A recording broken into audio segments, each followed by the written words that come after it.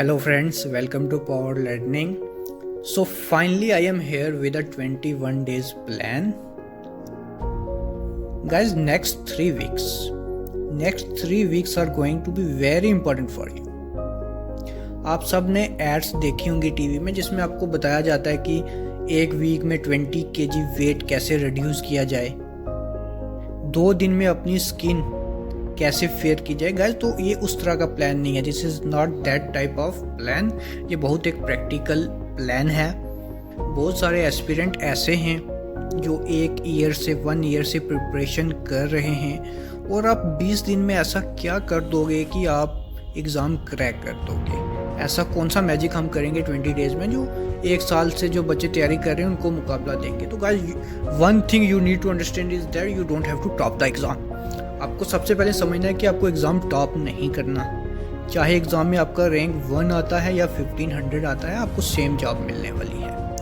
तो सबसे पहले आपकी जो माइंड की स्टेबिलिटी है तैयारी करने से पहले बहुत ज़रूरी है। आपको बिलीव करना है कि आप ये एग्ज़ाम क्रैक कर सकते हो। वो आप कैसे कर सकते हो, मैं आपको एक एग्जांपल दे के आप बता देता हूँ। हम यहाँ पे एग्जांपल लेंगे, थोड़े हम स्टैट्स लेंगे यहाँ पे जो रियल नहीं होंगे लेकिन खाली आपके एनालिसिस के लिए मैंने लिए हैं। मान लेते हैं एग्ज़ाम लास्ट ईयर की तरह आता है। काफ़ी बच्चे हैं जो 1 से लेके 1.5 साल की तैयारी कर रहे हैं। काफ़ी मतलब प्रोफेशनल हैं, उनको काफ़ी अच्छी तैयारी है, वो 85 प्लस स्कोर करेंगे। मैं 85 प्लस अटैम्प्ट की बात नहीं कर रहा हूँ। काफ़ी स्टूडेंट्स 85 प्लस अटैम्प्ट करते हैं लेकिन एक्यूरेसी उनकी बहुत ख़राब होती है। मैं स्कोर की बात कर रहा हूँ, 85 प्लस स्कोर। ये मैं मान के चलता हूँ कि 100 एस्पिरेंट ऐसा होगा जिसका 85 प्लस स्कोर आने वाला है इस एग्ज़ाम में। और 75 से 85 के बीच काफ़ी एस्पिरेंट के स्कोर आते हैं, क्योंकि जो भी एस्पिरेंट 8 महीने से लेके 1 साल के बीच की तैयारी कर रहे हैं उनकी रेंज यहाँ पे आके रुक जाती है। तो मैं मान लेता हूँ कि 300 एस्पिरेंट ऐसा है जिसका 75 से 85 के बीच स्कोर आने वाला है। ये सिर्फ एक एनालिसिस है आपको समझाने के लिए। अब आपकी कोशिश 85 प्लस की कोशिश तो आप रख सकते हो, लेकिन आपका जो, क्योंकि आपके पास टाइम बहुत कम है और आपने तैयारी लेट स्टार्ट की है, वो सभी चीज़ें मैं देख के मानता हूँ कि आपको 70 के पास अगर आपका स्कोर आता है तो आप काफ़ी मतलब अपने आप को स्टेबल समझ सकते हो। क्योंकि जब आपका स्कोर 70 के पास आएगा तब आपका कंपटीशन उन लोगों के साथ है जो 2-3 मंथ से तैयारी कर रहे हैं या इससे कम की तैयारी कर रहे हैं। तो आपका कंपटीशन फ़िलहाल इन लोगों से है। और आपको ये चीज़ भी ध्यान में रखनी है कि अराउंड 180 से 200 एस्पिरेंट ऐसा होगा जो बैंकिंग एसोसिएट की जॉब छोड़ के पीओ की तरफ जाएगा, क्योंकि सब ने दोनों ही फॉर्म भरे होते हैं। तो एक वेटिंग लिस्ट भी बैंकिंग एसोसिएट की यहाँ पे निकलेगी। तो अपनी कैलकुलेशन के हिसाब से आप देख सकते हो कि ये जो 400 स्टूडेंट है 85 प्लस वाला और 75 से 85 वाला, यहाँ इनको आपको पकड़ना मुश्किल होगा क्योंकि इनकी तैयारी काफ़ी अच्छी है। लेकिन एक बार फिर से जो मैं आपको चीज़ बता रहा हूँ कि आपको एग्ज़ाम टॉप नहीं करना है। आपको कोशिश करनी है कि जो मिडिल फेज़ है, जो लिस्ट निकलेगी उसका जो मिडिल है उसके नीचे नीचे आपको आना है और बॉटम से ऊपर जाना है। तो ये चीज़ आपको समझनी है कि आपको लिस्ट में बस आपका नाम आना चाहिए। कट ऑफ कितना रहता है वो अभी हम उसका एनालिसिस नहीं करेंगे, लेकिन ये चीज़ एक बार अगर आप बिलीव करोगे कि अगर 70 स्कोर करने के बाद अच्छा चांस है तो आप पढ़ना स्टार्ट कर दोगे। अब हम बात करेंगे आपको नेक्स्ट 21 डेज़ में क्या करना है। गाइस, सबसे पहले हम बात करेंगे इंग्लिश की। आपको एक चीज़ समझनी है कि इंग्लिश में जो इम्प्रूवमेंट होती है काफ़ी स्लो होती है। तो आपको मैक्सिमम टाइम इंग्लिश में वेस्ट नहीं करना है। मैक्सिमम टाइम आपको इंग्लिश में वेस्ट नहीं करना है। जो हमारा यहाँ पे प्लान रहेगा गाइस, उसमें आपको 60 मिनट्स यानी 1 आवर रोज़ का ऑन अ डेली बेसिस आपको इंग्लिश में देना है। आपको रीजनिंग में 150 मिनट यानी 2.5 घंटा 2.5 आवर्स आपको रीजनिंग में देने हैं और क्वांट में भी आपको सेम 2.5 घंटे आपको क्वांट में देने हैं। तो 1 घंटा आपको इंग्लिश और 5 घंटे इन दोनों सब्जेक्ट में मिला के, तो 6 घंटे आपको रोज़ पढ़ना है इन 21 दिन में। तो 6 × 21 गाइज हो गया 126। तो एग्ज़ाम में जाने से पहले एटलीस्ट आपको 126 घंटे की आपकी मेहनत यहाँ पे रहनी ही चाहिए। ये मिनिमम है, इतना आपको खुद से करना है। इसके अलावा गाइज आपको रोज़ करनी है 30 मिनट की रीडिंग। आप चाहो तो एडिटोरियल पढ़ सकते हो, न्यूज़पेपर, स्टोरी, नावल, जिसमें भी आपका इंटरेस्ट है आप पढ़ सकते हो। एग्ज़ाम से पहले अगर आपकी रीडिंग हैबिट डेवलप हो जाती है तो आपको काफ़ी फ़ायदा उसका होने वाला है। तो ये चीज़ आपको 30 मिनट की रीडिंग आपको करनी है ऑन अ डेली बेसिस। उसके अलावा गाइज आपको एक सेक्शनल टेस्ट देना है, आप कहीं पे भी लगा सकते हो। इसमें ग्रामर का पार्ट भी आपको देखने को मिलेगा, इंग्लिश का भी आपको देखने को मिलेगा। 20 क्वेश्चंस 20 मिनट का ये सेक्शनल टेस्ट होता है। 30 क्वेश्चन इसमें होते हैं। अगर आप 21 डेज तक ये 30 क्वेश्चन डेली बेसिस पे लगाओगे तो आप देख सकते हो कि 630 क्वेश्चन की तो आपको प्रैक्टिस हो जाएगी एग्ज़ाम में जाने से पहले, और आप कॉन्फिडेंट फील करोगे। लेकिन आपको एक बात का ध्यान रखना है कि आपको मॉक टेस्ट लगाने के बाद उसका एनालिसिस करना है, क्योंकि एनालिसिस करने के बाद ही आपको आइडिया लगेगा कि कहाँ कहाँ आपको इम्प्रूव करना है और कहाँ कहाँ आप मिस्टेक्स कर रहे हो। तो आपको 20 मिनट का सेक्शनल मॉक टेस्ट रोज़ देना है। जिस दिन आप कंप्लीट मॉक टेस्ट देते हो उस दिन आपको ज़रूरत नहीं है सेक्शनल देने की, क्योंकि वो उसी में आ जाता है। उसके अलावा गाइज अगर मैं बात करूँ, एक इम्पॉर्टेंट चीज़ यहाँ पे आती है टेंसेस। आप एक बार टेंसेस चाहो तो रिवाइज कर सकते हो। अगर आपको टेंसेस नहीं आते तो इतने मुश्किल नहीं है, आप 2 दिन में ही टेंसेस सीख सकते हो। किसी अच्छे यूट्यूब चैनल पे आप टेंसेस यहाँ पे सीख सकते हो। इसका फ़ायदा ये है कि आपको ग्रामर पोर्शन में इसका फ़ायदा मिलेगा, ग्रामर पोर्शन में, क्योंकि बहुत सारे एस्पिरेंट ऐसे हैं जिनका ग्रामर पोर्शन वीक है। और अगर आप ग्रामर पोर्शन डीप में जाके पढ़ने की कोशिश करोगे तो 200 प्लस 200 प्लस इसमें आपको रूल्स देखने को मिलेंगे।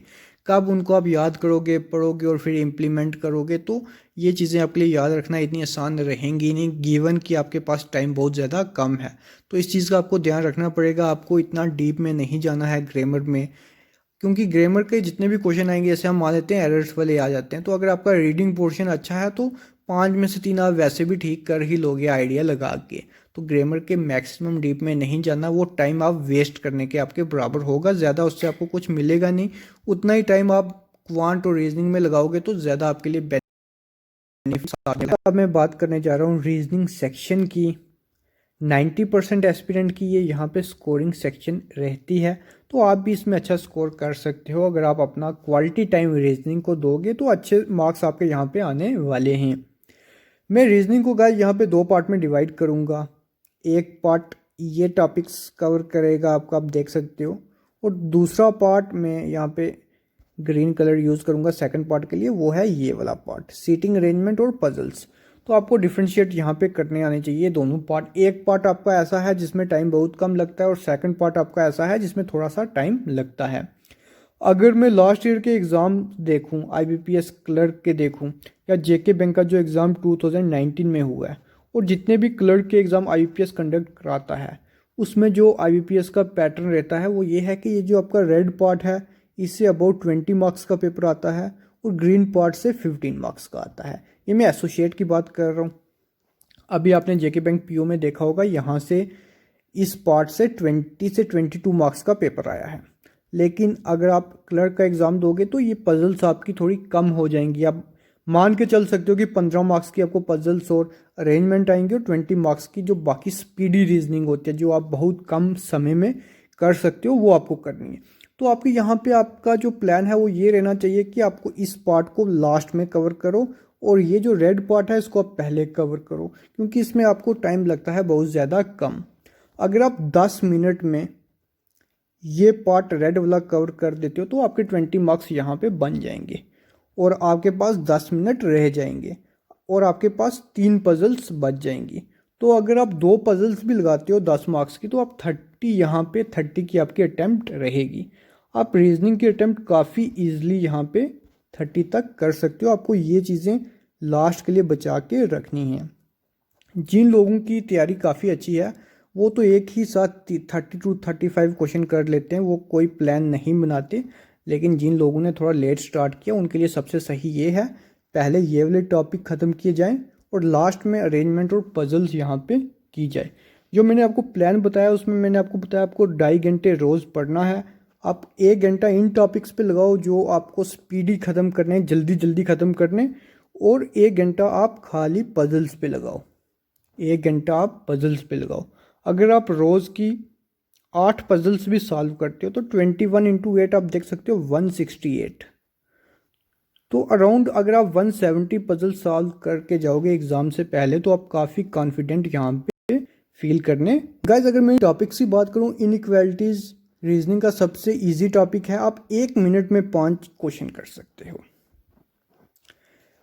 साइलोग्स थोड़ा सा कंसेप्चुअल टॉपिक है, आप 2.5 मिनट में 5 क्वेश्चन कर सकते हो, लेकिन आपको इसका कंसेप्ट पता होना चाहिए। अगर आपको इसका कंसेप्ट नहीं पता तो ये बहुत ज़्यादा तंग करता है, लेकिन अगर आपको कंसेप्ट पता है तो 2.5 मिनट में आप 5 क्वेश्चन कर सकते हो। लेकिन इनइक्वालिटीज़ बहुत ईजी है, आप किसी भी अच्छे यूट्यूब चैनल पे ये वीडियोस देख सकते हो अपने कंसेप्ट के लिए।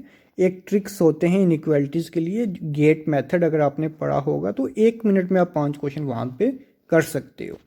उसके बाद गाइस अगर मैं बात करूँगा यहाँ पे ब्लड रिलेशन की और डायरेक्शंस की, ब्लड रिलेशन और डायरेक्शंस ये भी काफ़ी इजी टॉपिक यहाँ पे हैं। कोडिंग डिकोडिंग बहुत ज़्यादा इजी होती है, अल्फ़ा न्यूमेरिक सीरीज़ बहुत ज़्यादा इजी होती है। मैं मान के चल रहा हूँ आपने एक एक दो बार कुछ क्वेश्चन इसके प्रैक्टिस किए हैं, आपको प्रैक्टिस की बहुत ज़्यादा ज़रूरत और भी है। आप 10 से अगर 12 मिनट में ये वाला पार्ट ख़त्म कर देते हो तो आपके पास टाइम बच जाएगा पजल्स के लिए। अगर 8 मिनट भी आप पजल्स के लिए बचा लेते हो और आपके पास 3 पजल्स हैं, गाइस जब मैं पजल्स की बात कर रहा हूँ उसमें अरेंजमेंट भी आ रही हैं, तो उसको कंफ्यूज नहीं होना है। तो अगर आपसे एक पजल अटैम्प्ट नहीं होती है तो कोई बात नहीं, अगर आपसे 30 अटैम्प्ट भी होता है पेपर तो बहुत अच्छा पेपर आपका रहने वाला है। लेकिन आपकी रिलैक्सेशन के लिए मैं ये मान के चलता हूँ कि आप एटलीस्ट 28 मार्क्स रीजनिंग में ले सकते हो ईजिली। 28 मार्क्स आपके रीजनिंग के, और मैं मान लेता हूँ अगर आपकी इंग्लिश वीक है तो 17 मार्क्स इंग्लिश के, तो आपके 45 मार्क्स इन दोनों सेक्शन के आ जाएंगे। लेकिन आपको स्कोर करना है 70 मार्क्स, तो उसके लिए आपको 25 क्वांट के लेने पड़ेंगे। तो अब क्वांट के लिए हमारी स्ट्रेटजी क्या रहेगी वो हम चलते हैं अब क्वांट की तरफ। So guys this is our last section, numerical ability, आखिरी सेक्शन यहाँ पे हमारी रहने वाली है। काफ़ी इंपॉर्टेंट सेक्शन यहाँ पे है क्योंकि काफ़ी लोगों के कम स्कोर आते हैं इस सेक्शन में। समझ नहीं आती क्यों आते, लेकिन अगर आप स्मार्ट वर्क करोगे तो इस सेक्शन में आप इजीली 25 मार्क्स स्कोर कर सकते हो।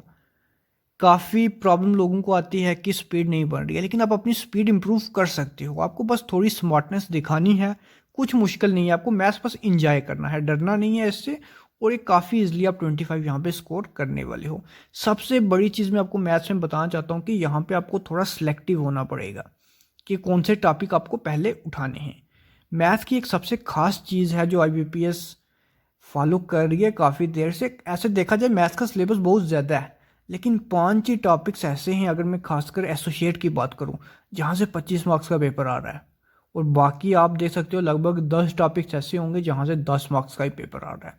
तो आपको ये स्मार्टनेस दिखानी होगी। अगर आपको ये चीज़ नहीं पता है कि 5 टॉपिक से 25 मार्क्स का पेपर आ रहा है, फिर फ़ायदा नहीं है, फिर ऐसे पढ़ने का फ़ायदा नहीं है अगर आप स्मार्टनेस यहाँ पे नहीं दिखा रहे हो। ये मैं बात कर रहा हूँ लास्ट 5 ईयर्स के पेपर की। IBPS यही पैटर्न फॉलो कर रहा है। ये जो 5 टॉपिक्स हैं, simplification, approximation, number series, quadratic equation और डाटा इंटरप्रिटेशन, और कभी कभी केसलेट भी पूछ लेते हैं, खासकर PO में पूछते हैं, लेकिन फिर भी आप तैयार कर लेना, हो सकता है एसोसिएट में भी कभी पूछ लें। तो ये 5 टॉपिक्स ऐसे हैं जहां से 25 मार्क्स का पेपर आ रहा है एसोसिएट में। तो गाइज अब ये चीज़ आपके ऊपर डिपेंड करता है कि आपको ये 25 मार्क्स लेने हैं कि नहीं लेने। आप चाहो, अगर आपकी स्पीड अच्छी है, आप 15 मिनट में भी ये 25 मार्क्स ले सकते हो, और अगर आपकी स्पीड कम है तो आपको कोई 30 मिनट भी दे देगा तो आपसे ये 25 मार्क्स नहीं लेने होंगे। तो ये आपको स्पीड पे काम करना है, और जो बाकी टॉपिक्स हैं अब भी आपको ये चीज़ें नहीं देखनी हैं। इन टॉपिक्स को आपको तभी पढ़ना है अगर आप ये वाले 5 टॉपिक्स 20 मिनट के अंदर ख़त्म कर पाओ, क्योंकि आप सभी मॉक टेस्ट दे रहे होगे, आपने देने भी हैं। बहुत सारे एस्पिरेंट ऐसे हैं जो 20 मिनट में यही 5 टॉपिक ख़त्म नहीं कर पाते हैं, 25 के अटैम्प्ट नहीं कर पाते हैं। तो जब तक आप इस लायक नहीं बनोगे आपको ये वाले टॉपिक तब तक नहीं पढ़ने, क्योंकि एग्ज़ाम में इन टॉपिक्स तक पहुंचने के लिए आपको टाइम ही नहीं मिलता है, बहुत कम टाइम होता है। तो सबसे पहले आपके लिए स्मार्टनेस से यही रहेगी कि आप खाली इन 5 टॉपिक्स पे फोकस करो। अब सबसे बड़ा इशू यहाँ पे आता है कि हाउ टू इम्प्रूव स्पीड, कि मैथ में स्पीड को कैसे इम्प्रूव किया जाए। तो मैं आपको 2-4 टिप्स यहाँ पे दूंगा जो काफ़ी ज़्यादा आपके लिए हेल्पफुल रहने वाली हैं।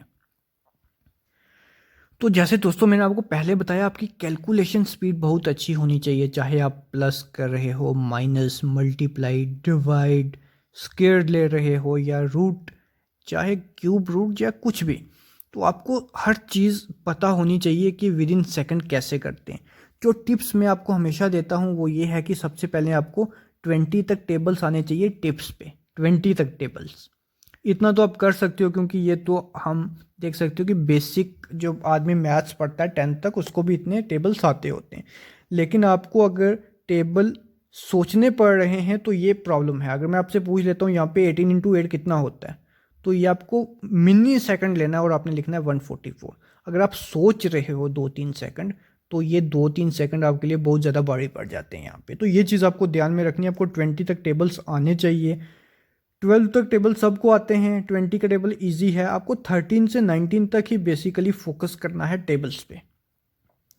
और अगर आपके पास टाइम है तो आप ज़रूरी नहीं है कि आप 10 मल्टीपल ही याद करो, आप 15 मल्टीपल भी याद कर सकते हो। फॉर एग्जांपल अगर आप 16 का टेबल पढ़ रहे हो, 16 इंटू 10 160 है, लेकिन आप कोशिश करो आप 16 इंटू 11 भी आपको आता हो, 12 भी आता हो, 13 भी आता हो, 14 भी आता हो, 15 भी आता हो। अगर आप ये चीज़ें करोगे आपकी लाइफ काफ़ी इजी हो जाएगी मैथ्स के लिए। ये चीज़ मैं आपको बता रहा हूँ। उसके बाद गाइस अगर मैं सेकंड चीज़ बताऊँ वो है कि आपको स्क्वायर्स और क्यूब 35 तक करने हैं।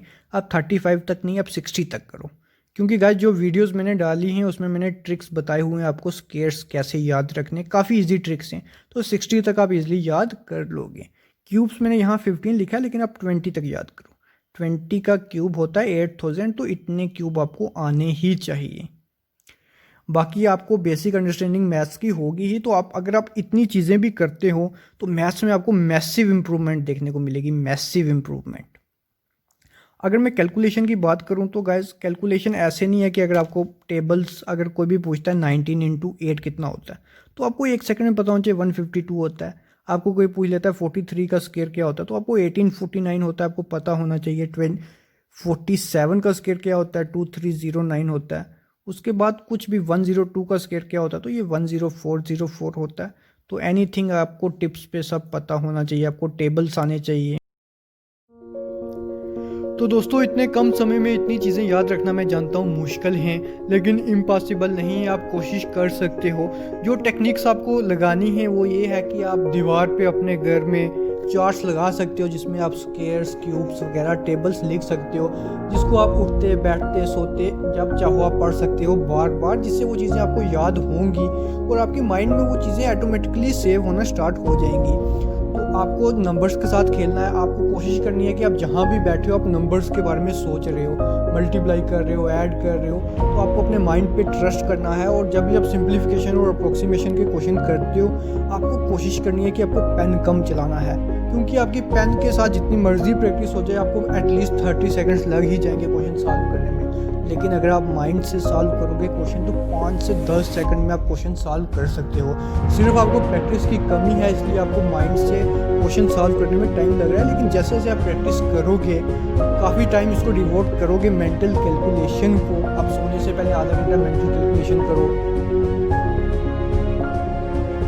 तो दोस्तों इसी के साथ हम ये वीडियो ख़त्म करते हैं। उम्मीद करता हूँ जो भी यहाँ पे मैंने आपको प्लान बताया है वैसे वैसे अगर आप 21 डेज़ इंप्लीमेंट करोगे, डेफिनेटली आपको बहुत अच्छे इसके रिजल्ट देखने को मिलेंगे। तो गाइस आप सबको एग्ज़ाम के लिए बेस्ट ऑफ लक।